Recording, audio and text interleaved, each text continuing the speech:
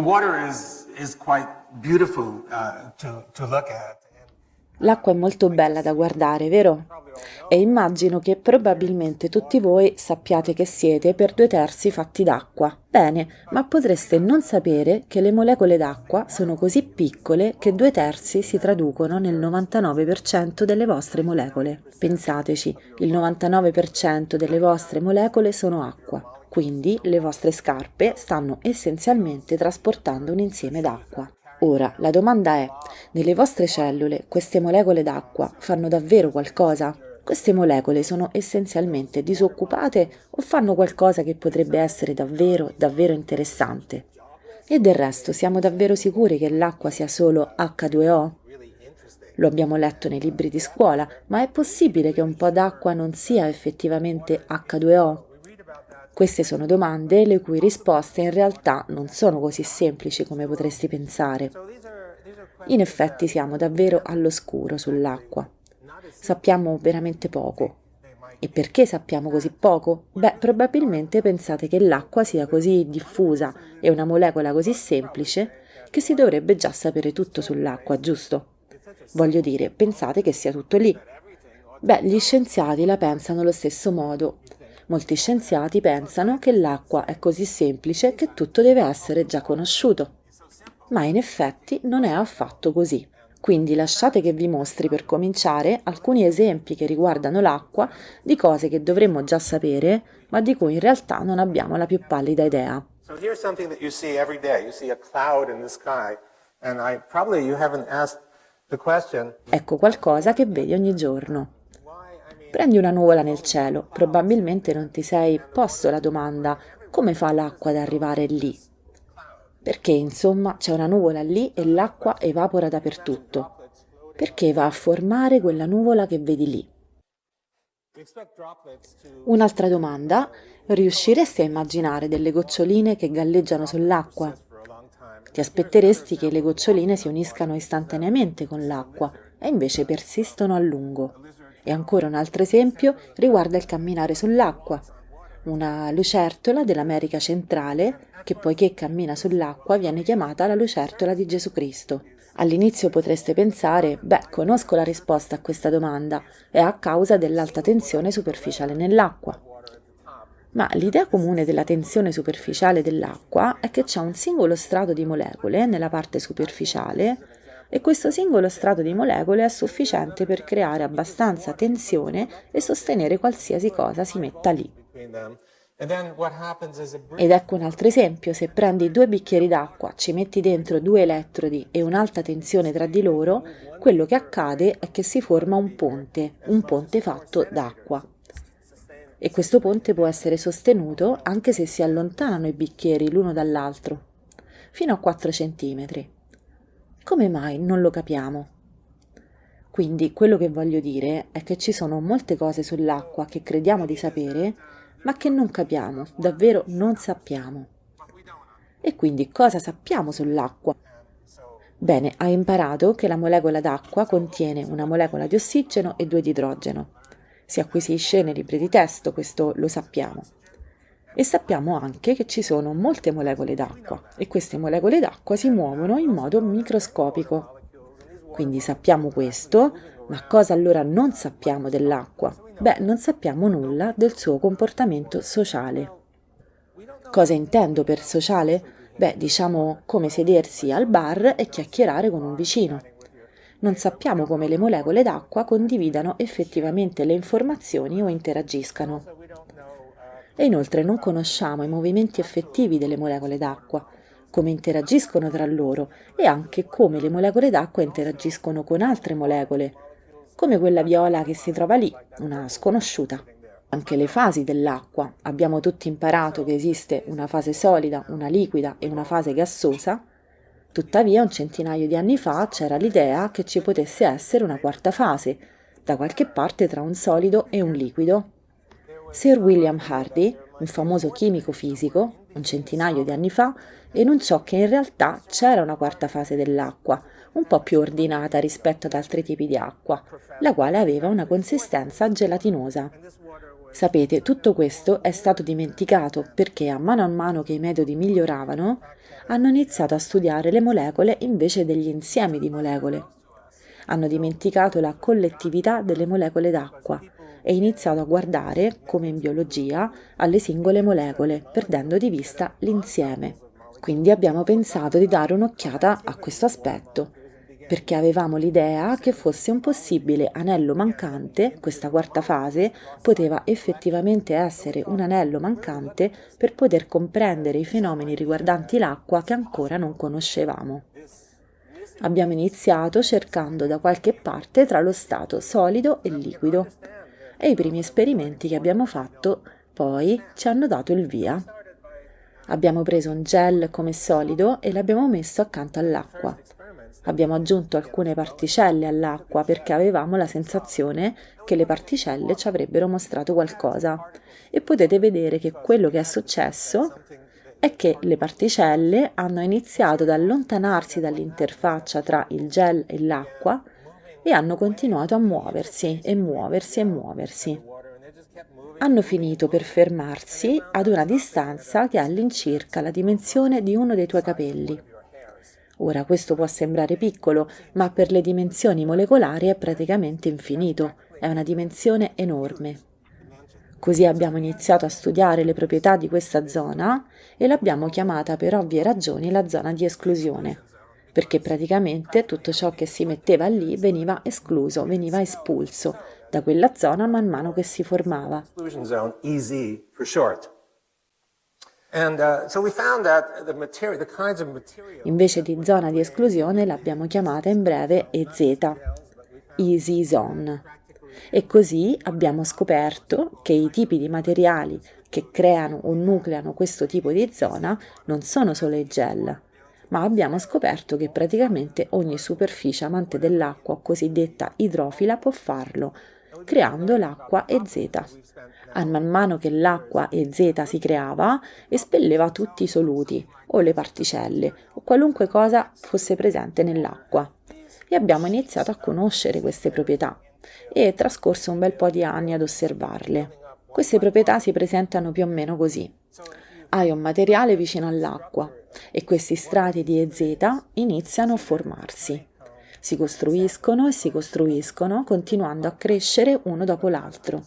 Quindi, se si guarda la struttura di ciascuno di questi piani, si può vedere che si tratta di una struttura a nido d'ape, esagonale, un po' come il ghiaccio, ma non è ghiaccio. E se la guardi attentamente puoi vedere le strutture molecolari. Ovviamente è una zona costruita da idrogeno-ossigeno perché è costruita dall'acqua. Ma in realtà non sono molecole d'acqua. Se si inizia a contare il numero delle molecole di idrogeno e il numero delle molecole di ossigeno, si scopre che non si tratta di H2O, in realtà è H3O2. Quindi è possibile che ci sia una fase dell'acqua in cui non sia H2O. Abbiamo iniziato ad approfondire ovviamente di più queste proprietà estremamente interessanti e quello che abbiamo scoperto inserendo degli elettrodi nell'acqua EZ, perché pensavamo che ci potesse essere un potenziale elettrico, è che c'è molta carica negativa in quella zona. Abbiamo usato poi alcuni coloranti per cercare una carica positiva e abbiamo scoperto che nella zona d'acqua semplice adiacente c'era una quantità uguale di carica positiva. Quindi cosa stava succedendo? Sembrava che accanto a queste superfici interfacce le molecole d'acqua in qualche modo si stessero dividendo in una parte negativa e una parte positiva. La parte negativa si trovava proprio accanto al materiale che amava l'acqua e la parte positiva si formava subito dopo. Abbiamo scoperto che non c'era bisogno di un'interfaccia dritta, si poteva anche avere una sfera. Se mettevamo delle sfere nell'acqua, ogni sfera sospesa nell'acqua sviluppava una di queste zone di esclusione Z attorno ad essa di carica negativa, oltre la quale si sviluppava quella di carica positiva. Ovviamente una separazione delle cariche. Poteva anche non essere solo una sfera materiale, infatti ci si poteva mettere dentro anche una gocciolina, una goccia d'acqua o appunto anche una bolla. Si otteneva sempre lo stesso risultato. Intorno a ciascuna di queste entità si formava una carica negativa e una carica positiva separata. E quindi ecco una domanda per te. Se si prendono due di queste entità caricate negativamente e le si lascia cadere in un bicchiere d'acqua, una vicino all'altra, cosa succede alla distanza tra di loro? Scommetto che il 95% di voi direbbe: beh, è facile, ho imparato in fisica che il negativo e il negativo si respingono a vicenda, quindi si allontanerebbero l'una dall'altra, giusto? Questo è quello che potresti pensare. Il risultato effettivo però, se ci pensate, è che non c'è solo la carica negativa, ma c'è anche la carica positiva. La carica positiva sarebbe particolarmente concentrata tra queste due sfere, perché proverrebbe dal contributo di entrambe, quindi ce ne sarebbe molta lì. Quando si ha una forza positiva tra due negative, ciò che accade è che si ottiene una forza attrattiva. Quindi ci si potrebbe aspettare che queste due sfere si uniscano nonostante il fatto che abbiano la stessa carica, e questo è esattamente quello che succede. Questo ci è noto ormai già da molti anni. Si uniscono e se ne hai molte invece di solamente due, otterrai qualcosa che assomiglia a questo, quello che viene chiamato cristallo colloidale, una struttura stabile. Infatti lo yogurt che potresti aver mangiato stamattina probabilmente consiste in quello che vedi proprio qui. Quindi si uniscono a causa della carica opposta. La stessa cosa vale anche se hai delle goccioline, si uniscono a causa delle cariche opposte. Quindi quando pensiamo alle goccioline di aerosol nell'aria, quando pensiamo alle nuvole, in realtà il motivo per cui queste goccioline si uniscono è a causa di questa carica opposta. Quindi le goccioline nell'aria dotate di carica elettrica in modo simile si uniscono, si fondono, dando origine a quella nuvola nel cielo. Quindi la quarta fase o fase EZ in realtà spiega molto. Spiega ad esempio le nuvole. La carica positiva attira questi gusci EZ caricati negativamente per darti una nuvola condensata che vedi poi nel cielo. Per quanto riguarda le goccioline d'acqua, il motivo per cui rimangono sulla superficie, sono sostenute in superficie a volte fino a decine di secondi, e puoi vederlo se sei in una barca e piove, a volte puoi vederlo sulla superficie del lago. Queste goccioline sono sostenute per un po' di tempo e la ragione per cui sono sostenute è che ogni gocciolina contiene questo guscio è Z, e il guscio deve essere rotto affinché l'acqua si fonda con l'acqua sottostante. Per quanto riguarda invece la lucertola di Gesù Cristo, la ragione per cui la lucertola può camminare non è a causa di un singolo strato molecolare, ma perché ci sono molti strati EZ che rivestono la superficie, e questi sono gelatinosi, sono più rigidi delle superfici ordinarie. Quindi si può far galleggiare una monetina sulla superficie dell'acqua, si può far galleggiare una graffetta e se la metti sotto la superficie però affonda. Accade per questa caratteristica dell'acqua. E per quanto riguarda il ponte d'acqua, se lo si pensa come semplice acqua liquida e sfusa è difficile da capire, ma se la si considera come acqua EZ, con un carattere gelatinoso, allora si può capire come possa essere mantenuta senza quasi un cedimento. È una struttura molto rigida.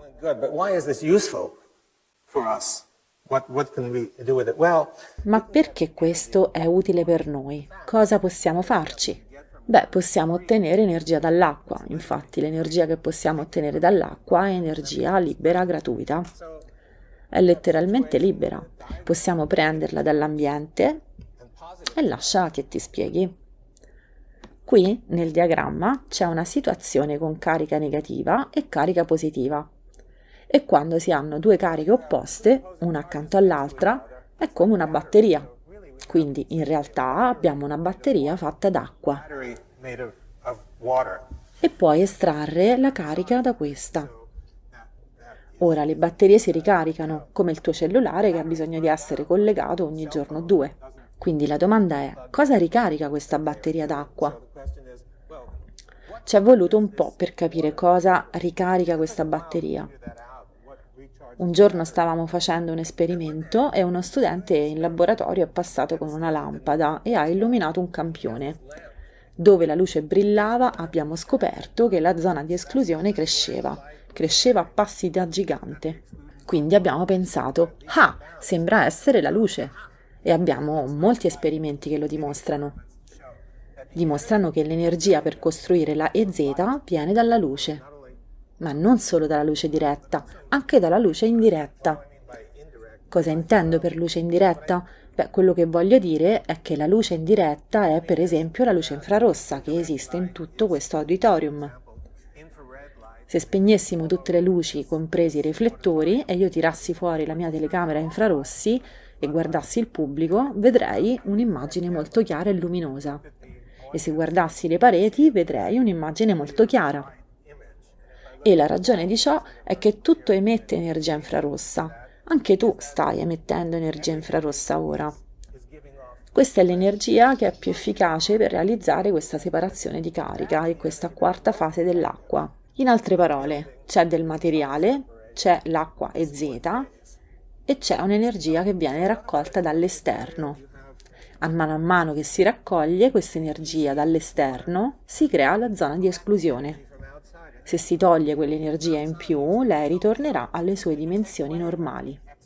Quindi questa batteria viene fondamentalmente caricata dalla luce, dal sole. È un dono del sole.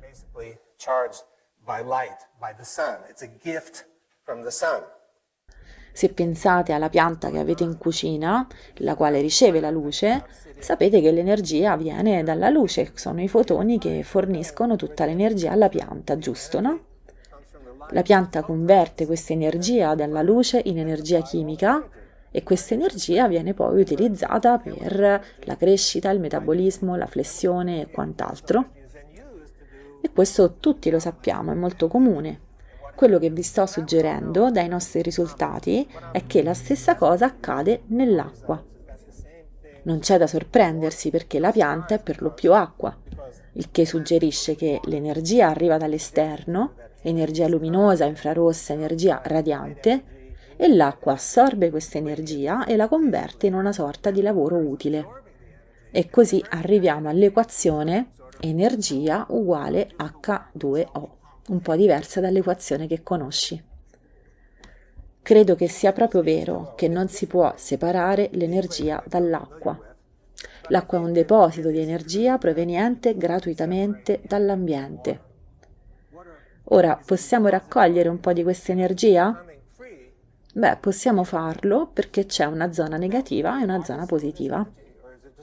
Se inserisco due elettrodi in queste zone, si può ottenere energia, proprio come una batteria.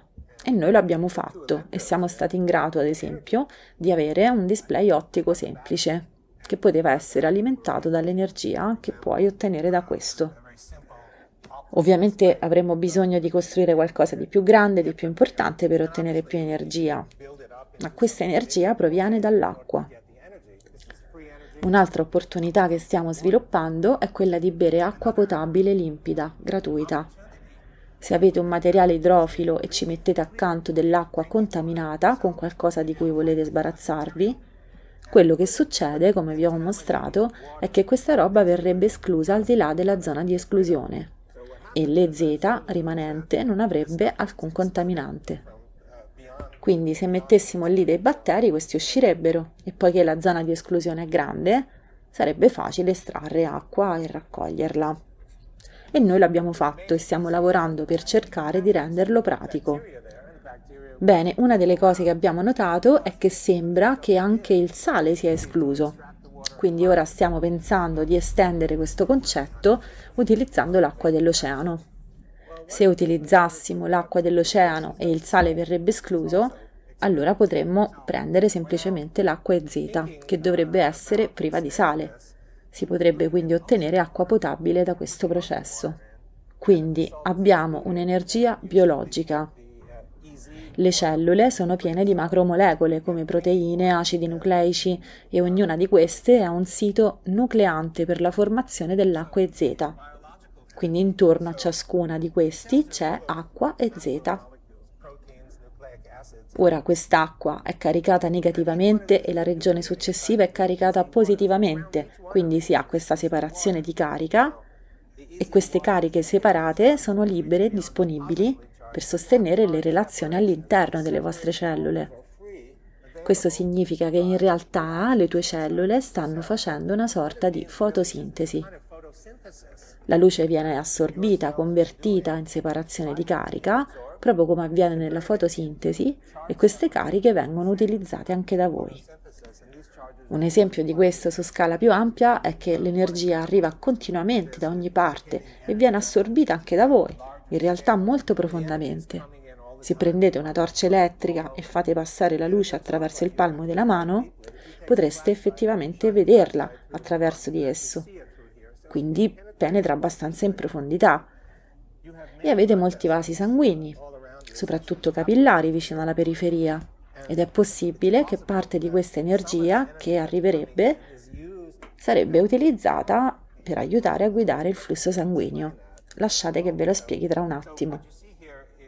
Quello che vedete qui è la microcircolazione, è una porzione di muscolo, e potete vedere alcuni capillari che si snodano al suo interno. Questi capillari sono globuli rossi, che si possono anche vedere. Un tipico globulo rosso appare come in alto a destra. È grande, ma quando scorre si piega. Il motivo per cui si piegano è che il vaso è troppo piccolo. Il vaso a volte è grande anche la metà delle dimensioni dei globuli rossi, che si stringono per passare. Ora, per fare ciò ci vuole un bel po' di energia e la domanda è: il tuo cuore fornisce davvero tutta l'energia necessaria per sostenere questi eventi? E quello che abbiamo scoperto è stata una vera sorpresa. Abbiamo scoperto che se prendiamo un tubo cavo fatto di materiale idrofilo, come una cannuccia, e mettiamo questa cannuccia nell'acqua, possiamo osservare un flusso costante e infinito che l'attraversa. Quindi ecco l'esperimento, ecco il tubo, e potete vedere che il tubo è stato immerso nell'acqua. Lo abbiamo riempito solo per assicurarci che fosse completamente pieno all'interno. Lo abbiamo messo nell'acqua che conteneva alcune sfere, alcune particelle, in modo da poter rilevare eventuali movimenti che poi si sono verificati. Al microscopio quello che abbiamo trovato assomiglia a questo: un flusso infinito attraverso il tubo, che può andare avanti per un'intera giornata fino a quando abbiamo continuato a guardarlo. Quindi la luce guida questo flusso in un tubo senza fonti extra di energia oltre alla luce stessa. Se pensiamo quindi all'essere umano, all'energia che viene assorbita nell'acqua, nel nostro corpo e nelle nostre cellule, è possibile che usiamo parte di questa energia per sostenere i processi biologici in un modo che non avevamo immaginato prima. Quindi ciò che vi ho presentato ha molte implicazioni per la scienza e la tecnologia a cui abbiamo appena iniziato a pensare. E la cosa più importante è che l'energia radiante viene assorbita dall'acqua, la quale cede energia in termini di potenziale chimico. Questo può essere utilizzato in contesti biologici, ad esempio come nel flusso sanguigno, ma anche a sua volta in molti altri contesti. Quando si pensa alle reazioni chimiche che coinvolgono l'acqua, si pensa solo a una molecola immersa nell'acqua. Ma quello che vi ho mostrato non è solo questo. Avete visto la EZ, la carica positiva, l'effetto della luce, e tutti questi aspetti devono essere in qualche modo presi in considerazione. Quindi potrebbe essere necessario riconsiderare molti aspetti inerenti alle reazioni, includendo queste conoscenze in ciò che abbiamo imparato nelle nostre lezioni di chimica. Ad esempio il meteo, vi ho parlato delle nuvole. Il fattore critico è la carica. Se si segue un corso di meteorologia o simile, si sente dire che i fattori più critici sono la temperatura e la pressione. La carica non è quasi mai menzionata, nonostante il fatto che si possono vedere fulmini, tuoni in continuazione. Le cariche, infatti, potrebbero essere molto più importanti della pressione e della temperatura nel determinare il tipo di meteo che vediamo. O nell'ambito della salute. Quando non stiamo bene si dice di bere molta acqua, potrebbe esserci di più di quanto sembri qui. E poi nel cibo, il cibo è principalmente acqua, non pensiamo al cibo come acqua, ma è principalmente acqua. Se vogliamo capire come congelare, come conservare, come evitare la disidratazione, dobbiamo sapere qualcosa sulla natura dell'acqua e stiamo cominciando a capirlo. In termini di usi pratici esiste la possibilità della desalinizzazione. A questo proposito la desalinizzazione è più necessaria lì dove il sole splende, nelle zone quindi più aride. Quindi l'energia per fare tutto questo è disponibile, liberamente disponibile per farlo. E anche per la filtrazione standard, un modo molto semplice per rimuovere batteri e simili dall'acqua per renderla potabile, potrebbe essere in realtà abbastanza economico per tutti i paesi del terzo mondo. E infine un'altra possibilità potrebbe essere quella di ottenere elettricità dall'acqua attraverso l'energia del sole. Quindi ho cercato di spiegarvi la quarta fase dell'acqua per comprendere davvero che l'acqua non ha 3 fasi ma 4. Credo che questa quarta fase dell'acqua possa aprire la porta alla comprensione di molti fenomeni che non comprendiamo e soprattutto, ciò che ci piace di più, nel comprendere la dolce bellezza della natura che ci circonda. Grazie mille.